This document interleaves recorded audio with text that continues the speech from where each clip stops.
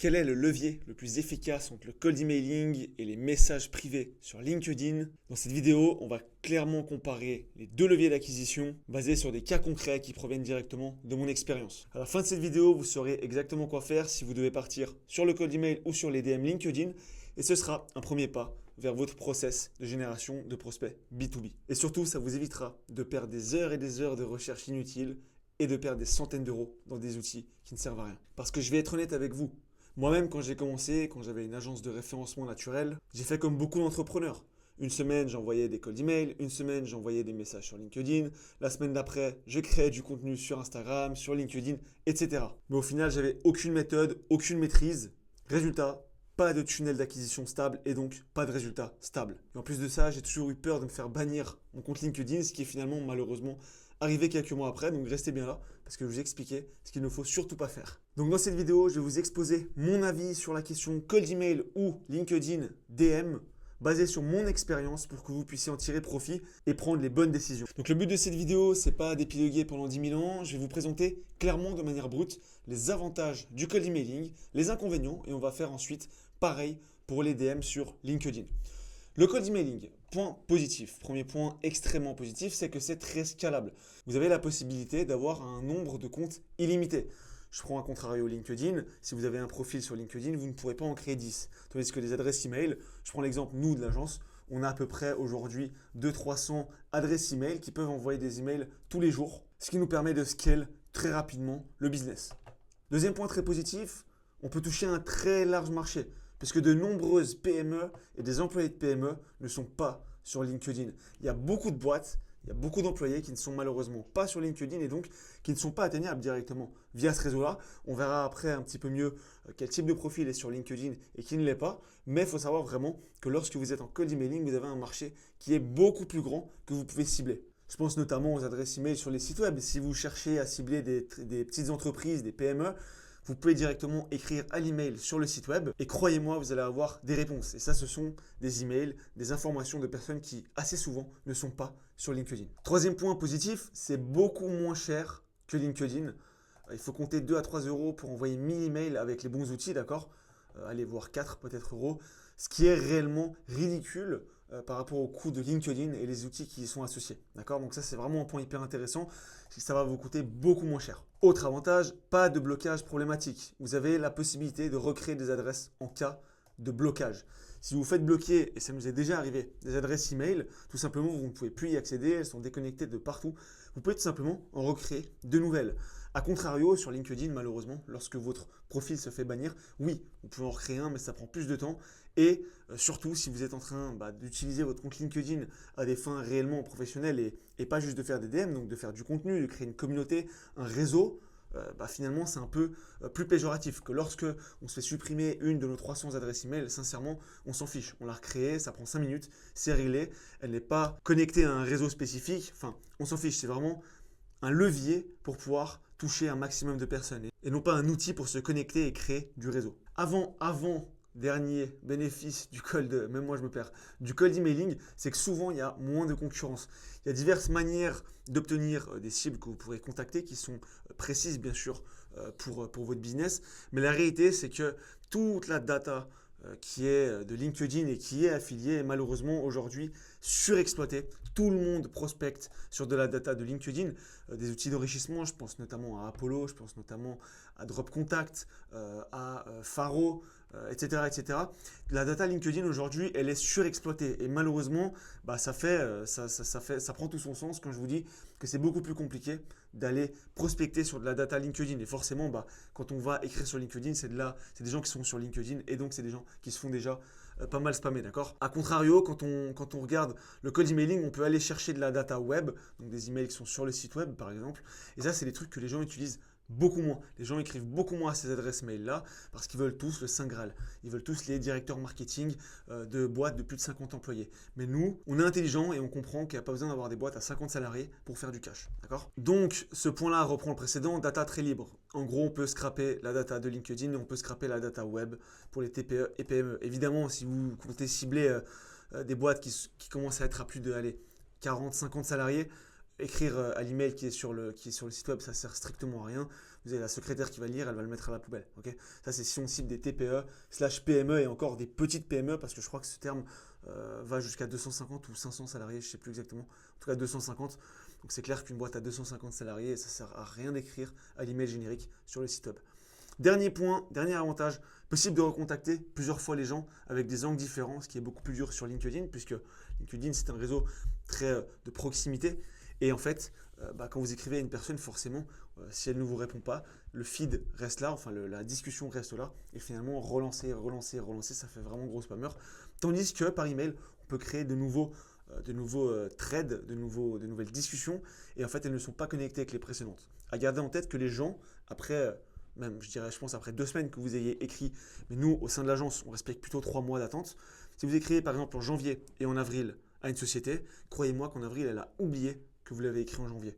Tandis que sur LinkedIn, elle ne peut pas oublier parce qu'elle voit le message précédent. Ok, donc voilà pour les avantages sur le cold emailing.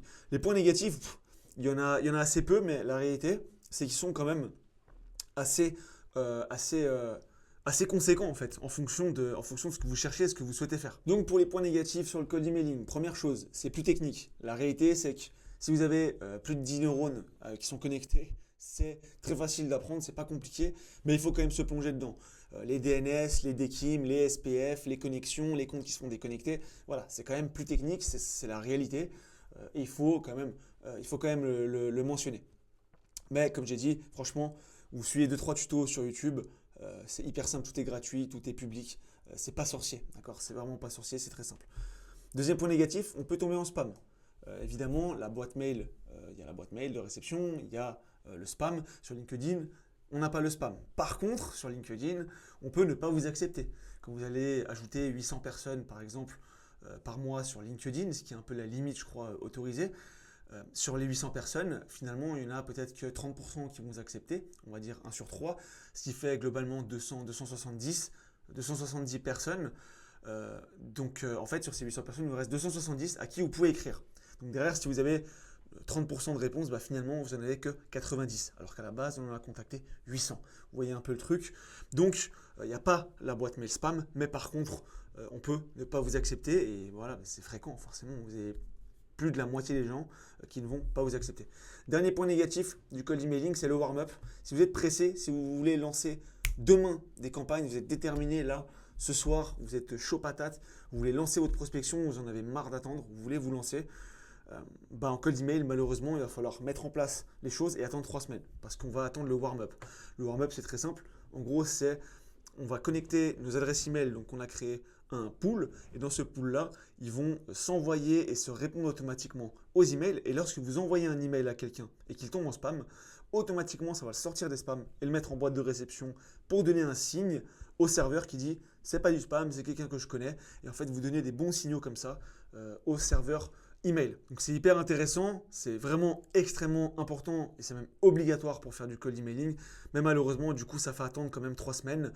Donc c'est quand même un point négatif si vous êtes pressé à ne pas négliger. Même si pour moi, ça reste un peu moindre par rapport aux résultats que ça apporte. Forcément, on est une agence de cold emailing, on envoie des millions d'emails par année, on génère beaucoup d'argent avec ça. Donc c'est logique que pour moi ce soit un point négatif qui est moindre puisqu'on s'organise autour de ça. Donc avant de passer au point positif de LinkedIn, j'aimerais juste vous dire qu'à la fin de cette vidéo, je vais vous donner un plan d'action clair, concret, précis que vous pouvez mettre en place dès aujourd'hui pour avancer sur votre prospection, qu'elle soit en cold email ou sur LinkedIn, d'accord? Là, on est dans le blabla, on est dans la théorie, c'est pour que vous compreniez un petit peu les armes et les points négatifs de chacun.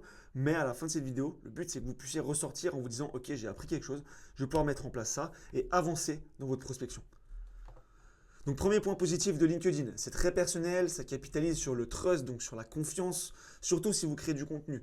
Forcément, lorsque vous écrivez un message sur LinkedIn à quelqu'un, cette personne-là, en un clic seulement, peut aller voir votre profil. Là où, lorsque vous envoyez un cold email, c'est un peu plus compliqué de vous trouver si vous avez des gens qui ont le même nom que vous, ou même, c'est moins logique des fois pour les gens d'aller chercher votre nom sur Internet lorsque vous faites un mail et donc ils peuvent plus facilement se dire « Ah, c'est peut-être du spam, c'est peut-être un scam, c'est peut-être un menteur, c'est peut-être… » Voilà. Que sur LinkedIn, au moins, il y a ce truc cette notion un peu de trust, en fait, de confiance. On peut aller regarder ce que la personne fait. « Ah, mon ami le connaît, nanani, nanana, ok ?» Et en fait, c'est déclenché beaucoup plus facilement que via le cold email. Donc ça déjà, c'est un gros avantage à ne pas négliger. Deuxième point, la data LinkedIn elle est haut de gamme, même si on peut l'utiliser également en cold email. Comme j'ai dit avant, on peut scraper des gens qui sont sur LinkedIn et on peut aller les contacter derrière. Mais ça me paraissait important quand même de mentionner ce point-là. Troisième avantage, possible de contacter les gens pour qui on n'a pas trouvé le mail. Donc je vais vous prendre un cas concret pour imaginer la chose. Imaginons que j'ai 1000 personnes dans ma cible bien précise, d'accord, que je peux contacter pour de la prospection. Sur ces 1000 personnes-là, la réalité, c'est que même en cumulant n'importe quel outil d'enrichissement de données, etc., vous allez avoir peut-être les emails de 600 personnes, d'accord? Et en fait, ces 400 autres personnes à qui on n'arrive pas à trouver les emails, eh ben, ils sont contactables sur LinkedIn. Et ça, c'est un truc qu'on a beaucoup fait, qu'on fait beaucoup pour nos clients.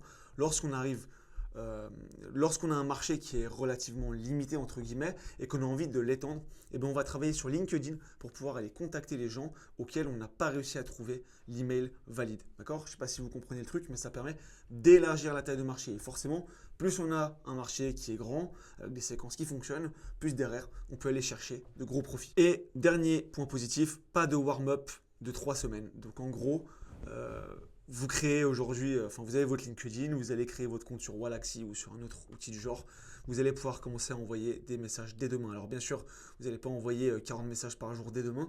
Vous allez quand même y aller crescendo, mais il n'y a pas ce truc de 3 semaines à attendre. Donc ça, c'est quand même un point qui est assez positif. Franchement, pour moi, c'est ça. Ça paraît un peu maigre par rapport au cold emailing, mais je n'ai pas non plus envie de trop de me répéter.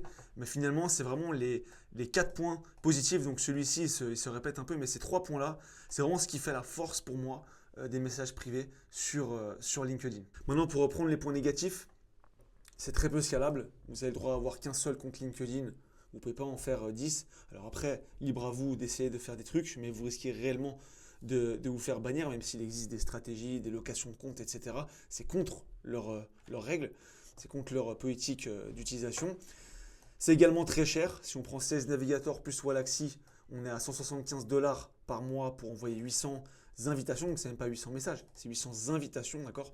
Donc, c'est hyper cher. Avec 175 $, honnêtement, en cold emailing, on peut envoyer des dizaines de milliers d'emails. Voilà, donc là, vous avez le calcul. Si on fait 175 et qu'on le divise par 3, comme on l'a dit avant, 3 euros, 3 $ pour envoyer 1000 emails, on est à 58 000 emails envoyés. Donc c'est vraiment beaucoup moins coûteux. Troisième point négatif, plus petit marché accessible. Il n'y a pas la data web, comme j'ai dit avant, vous ne pouvez pas aller sur un site web, trouver l'email et le contacter, c'est que la data LinkedIn. Et il y a un réel risque de blocage. Ça, c'est une expérience perso que j'ai eue moi. Je me suis déjà fait bloquer un compte parce que j'ai envoyé des messages. Et voilà, malheureusement, je n'ai jamais pu retrouver l'accès à mon compte. Heureusement, je ne créais pas de contenu, mais le jour où je crée du contenu et où je suis actif dessus, ça me saoulerait quand même bien de me faire bloquer mon compte. Avant-dernier point, data très saturée. Comme je t'ai dit avant, il y a énormément de gens qui utilisent la data de LinkedIn. Et dernier point, 30% d'acceptation. Globalement, comme j'ai dit avant, si vous envoyez par exemple 300 invitations par mois, il n'y a que 100 personnes qui vont vous accepter. Donc vous n'avez que 100 personnes que vous pourrez réellement contacter pour prospecter, pour travailler et pour éventuellement générer des rendez-vous. Ça fait beaucoup d'informations. Maintenant, j'aimerais rentrer dans le concret. Que choisir? Que faire dans votre cas? Qu'est-ce que je vous recommande dans votre situation? Pour moi, faites de toute façon du cold emailing. Je pense que vous l'avez compris. Je suis littéralement fan de cette méthode-là. Si vous avez au moins 2 à 3 000 personnes qui sont dans votre cible, d'accord, franchement, foncez, faites du cold mailing, il n'y a pas besoin de réfléchir. Maintenant, si vous avez un marché encore plus petit que ça à cibler, ça ne vaudra peut-être pas la peine. Ça vaut toujours la peine de faire 3, 4, 5 boîtes mail pour contacter quand même quelques centaines de personnes par semaine. Mais la réalité, c'est que vous n'allez pas pouvoir bénéficier réellement de cette puissance, de cette scalabilité qu'offre le cold emailing. Et même si vous avez besoin de contacter des gens avec un niveau hiérarchique élevé dans des grosses boîtes, des CMO, des directeurs RH ou autres, vous pouvez très bien récupérer de la data LinkedIn et contacter par email. D'accord? Ça, c'est important à garder en tête. Donc, à partir du moment où il y a 2 à 3 000 personnes dans votre cible, allez créer des boîtes mail et faites du cold emailing. Maintenant, je recommande bien sûr l'utilisation de LinkedIn, même pour vous, même pour ces personnes-là, pour faire du multicanal et également pour aller chercher les gens pour qui on n'a pas trouvé l'email valide. Donc, l'idée du multicanal est très simple. Imaginons qu'on fasse une séquence de 3 emails sur chaque contact. Donc, on a 3000 contacts, on les contacte tous 3 fois. Une fois que la séquence se termine, on irait les contacter directement sur LinkedIn pour rendre le truc encore plus humain. Par exemple, en rebondissant sur le dernier email laissé, du genre je vous ai laissé un message à telle date, on peut très bien avoir cette information. Je vous ai laissé un email à telle date, le 17 novembre. Vous ne m'avez jamais répondu, je voulais savoir est-ce que vous êtes ouvert à discuter 5 minutes. Non, non. Ça humanise la chose et ça montre qu'on n'est pas dans le spam et qu'on n'est pas dans le contact de masse. Maintenant, plan d'action pour éviter d'avoir perdu votre temps pendant cette vidéo. Première chose, allez sur zapmail.com et allez acheter directement un plan avec 10 adresses email. C'est hyper simple, c'est fait pour vous. Ils vous mettent en place les DKIM, les SPF, tout le technique, la totale. Vous faites rien en fait finalement. Et vous pouvez avoir 10 adresses email pour 40 $ par mois, ce qui vous permet d'envoyer à peu près 400 emails par jour. Donc sachant qu'on envoie 21 jours par mois en moyenne et 21 jours ouvrables, ça fait un total de 8400 emails envoyés par mois pour seulement 40 $. Connectez-les tous sur Instantly, qui est l'outil pour renvoyer les emails, sur lequel vous allez écrire vos séquences et vous allez mettre vos contacts et ça va les contacter automatiquement tous les jours. Ensuite, créez un email qui convertit avec notre IA. Donc, vous venez sur LinkedIn, vous me faites un message. Vous pouvez m'envoyer par exemple IA en message, IA copywriting, et je vous enverrai directement le lien vers notre IA qui nous écrit tous les emails au sein de l'agence. Et ensuite, vous n'avez plus qu'à envoyer, réceptionner les leads et gérer les rendez-vous. Forcément, c'est pas si simple que ça, il y a plein de bâtons qui vous seront mis dans les roues, mais globalement c'est ça. Si vous deviez vous y mettre, de toute façon, le code emailing, c'est pas une science exacte. Lancez-vous au plus vite et faites des tests terrain. Et sinon, si vous ne souhaitez pas vous casser la tête, prenez simplement un rendez-vous avec nous. Vous avez le lien dans la description, comme ça on pourra analyser ensemble quels sont les potentiels résultats, quelles sont les choses qu'on pourrait faire ensemble, et ça vous fera encore plus gagner de temps et potentiellement d'argent. J'espère que vous avez aimé la vidéo, on se retrouve très vite, allez ciao.